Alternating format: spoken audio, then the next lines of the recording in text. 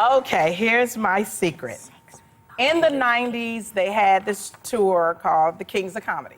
And if for all of you who know, the Kings of Comedy was Steve Harvey, Cedric the Entertainer, D.L. Hughley, and Bernie Mac. But they decided that they needed to have the Queens of Comedy, which was Monique, Samore, Adele Givens, and Laura Hayes. I had been offered a position in the Queens of Comedy, and I turned it down. Because I wanted to know the details of the deal. And you know, as comics, Aisha, yes, you know, you want to know the details of the deal. Are you being put in a position where you're not getting paid enough? So I was a lot of times they're funny with their money. Right. Yeah. So I was like, go on, and that's right. So I was like, go on, do your thing. Fabulous. So the Queens of Comedy end up making a tape, concert tape, concert film. So they became very, very successful. And for those of us in the comedy game, especially in urban comedy, you were being questioned. Why weren't you a part of? Did you get All those the time, two? yeah. Why weren't you a part of the Queens of Comedy? So I got an opportunity. The producer, Walter Latham, called me and said, there might be an opportunity for you to work with these ladies because, you know, Monique had gone on to get the Parkers. She goes on to win Academy Awards and have a great career. So there was an opening. And they were going to tape another comedy concert. So I'm thinking, here's my second chance. It's a great opportunity. I respect these women.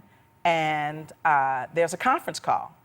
So in my enthusiasm, and I want to be punctual, I dial into this conference call that I think has not started yet, thinking that I'm going to be... Oh, this is so juicy. Yes. I think I'm going to be on time with this call, and I think they're going to put me in queue, because usually if you do a conference call, they put you in queue, and they say, we'll wait until the host arrives.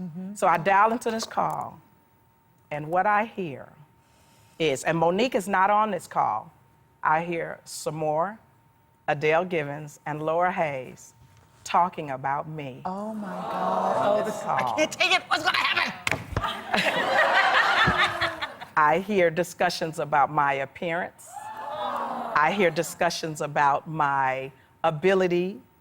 Why is she going to be a part? What do we need her for? And this is my recollection of this call. And I was startled and hurt. But I have to say this. I was so shocked and hurt that I could not unmute my phone and go, hey, bitch, I hear you.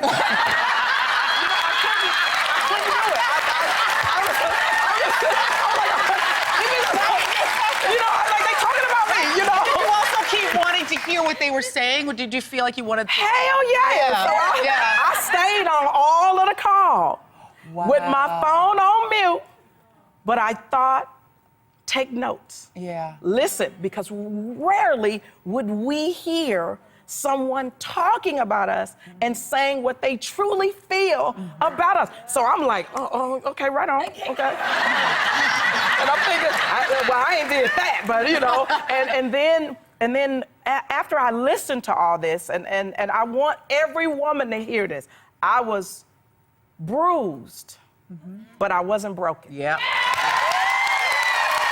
wasn't broken. So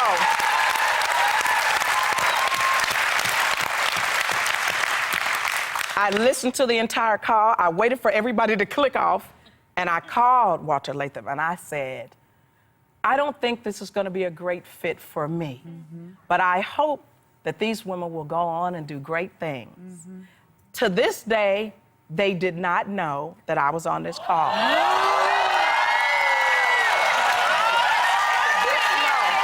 did not know. And it gets better.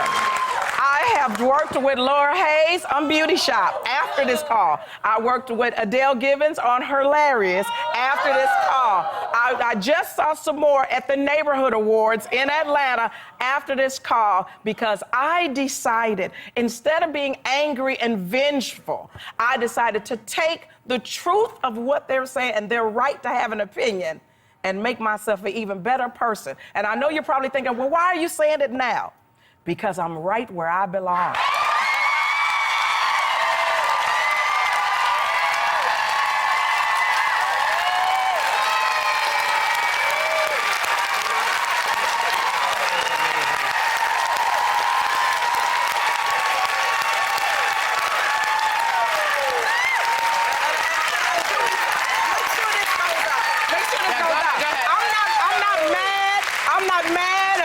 these women, I thank them for the blessing of telling me something that maybe I needed to hear, because this is where I needed to get to, and they helped me get there.